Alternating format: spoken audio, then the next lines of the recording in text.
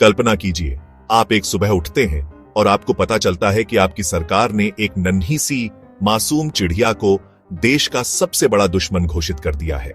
एक ऐसी चिड़िया जो आपके आंगन में चहचहाती है, उसे अब खत्म करना है। यह कोई काल्पनिक कहानी नहीं, बल्कि 20वीं सदी की एक कड़वी हकीकत है। यह बात है साल 1958 की। चीन में तरक्की और आत्मनिर्भरता का जुनून छाया हुआ था। इसी माहौल में वहां के नेता माओ त्से तुंग ने एक हैरान करने वाला फरमान जारी किया। उन्होंने ऐलान किया कि देश के 4 सबसे बड़े दुश्मन हैं, चूहे, मक्खियां, मच्छर और गोरैया। जी हां, वही छोटी सी गोरैया।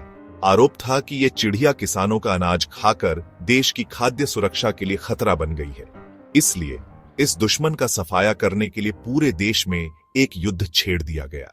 लेकिन क्या एक चिड़िया को खत्म करने का यह फैसला सही था? इस अजीबोगरीब अभियान का अंजाम क्या हुआ और कैसे इस एक आदेश ने प्रकृति का संतुलन बिगाड़कर एक ऐसी तबाही को न्योता दिया जिसने करोड़ों लोगों की जिंदगी दांव पर लगा दी? आज विश्लेषण में हम इसी सच से पर्दा उठाएंगे। साल था 1958। चीन में एक विशाल सामाजिक आर्थिक अभियान की शुरुआत हुई, जिसे नाम दिया गया ग्रेट लीप फॉरवर्ड। चेयरमैन माओ त्से तुंग का सपना था कि चीन कुछ ही सालों में पश्चिमी देशों को औद्योगिक उत्पादन में पीछे छोड़ दे।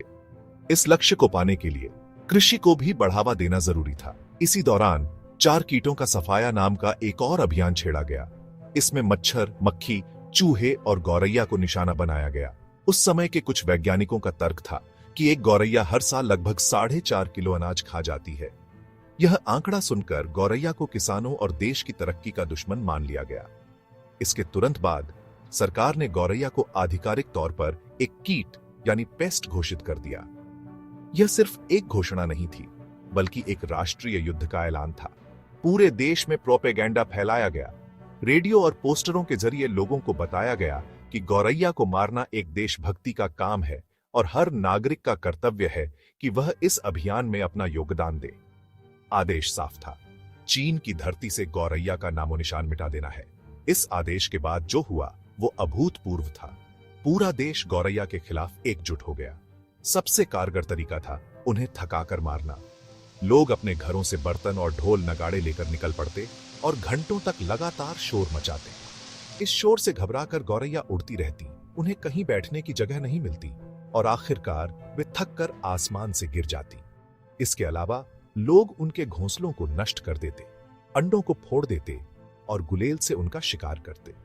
स्कूल और दफ्तर तक बंद कर दिए गए ताकि बच्चे, बूढ़े, जवान हर कोई इस जन युद्ध में शामिल हो सके।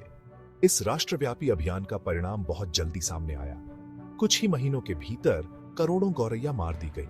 लोग मरे हुए पक्षियों के ढेर लगाकर अपनी जीत का जश्न मनाते। चीन का आसमान सचमुच गौरैयों से खाली हो गया था। ऐसा लगा मानो इंसान ने प्रकृति पर एक बड़ी जीत हासिल कर ली है। लेकिन यह जीत एक बहुत बड़ी भूल साबित होने वाली थी। लेकिन माओ और उनकी सरकार ने एक बड़ी गलती कर दी थी। गोरैया सिर्फ अनाज ही नहीं खाती थीं, वे टिड्डियों और कीटों को भी खाती थीं। जैसे ही गोरैया खत्म हुई, खेतों में टिड्डियों का अभूतपूर्व विस्फोट हो गया। फसलें नष्ट होने लगीं और अनाज का उत्पादन बुरी तरह गिर गया। जिस गोरैया को दुश्मन समझा गया, वही असल में किसान की साथी थी। गोरैया के खत्म होने का असर उम्मीद से कहीं ज्यादा भयानक था। पारिस्थितिकी तंत्र का संतुलन पूरी तरह से बिगड़ चुका था। गोरैया सिर्फ अनाज ही नहीं, बल्कि टिड्डियों और दूसरे कीड़ों को भी खाती थीं। जब उनके शिकारी खत्म हो गए, तो टिड्डियों की आबादी में एक विस्फोटक बढ़त हुई। देखते ही देखते टिड्डियों के झुंड खेतों पर हमला करने लगे और पूरी की पूरी फसलें तबाह कर दी। इसने चीन को इतिहास के सबसे बड़े अकाल में धकेल दिया, जो 1959 से 1961 तक चला। इन 3 सालों में देश ने अभूतपूर्व तबाही देखी। अनाज के भंडार खाली थे और लोग दाने दाने को मोहताज हो गए। यह एक मानव निर्मित त्रासदी थी। अनुमान है कि करीब 2 से 4.5 करोड़ लोग इस भयानक भूखमरी और इससे जुड़ी बीमारियों का शिकार हो गए। आखिरकार 1960 तक सरकार को अपनी विनाशकारी भूल का एहसास हुआ। वैज्ञानिकों ने बताया कि गोरैया असल में फसलों को खाने से ज्यादा कीड़ों को खाकर फायदा पहुंचाती है। अभियान को तुरंत रोक दिया गया।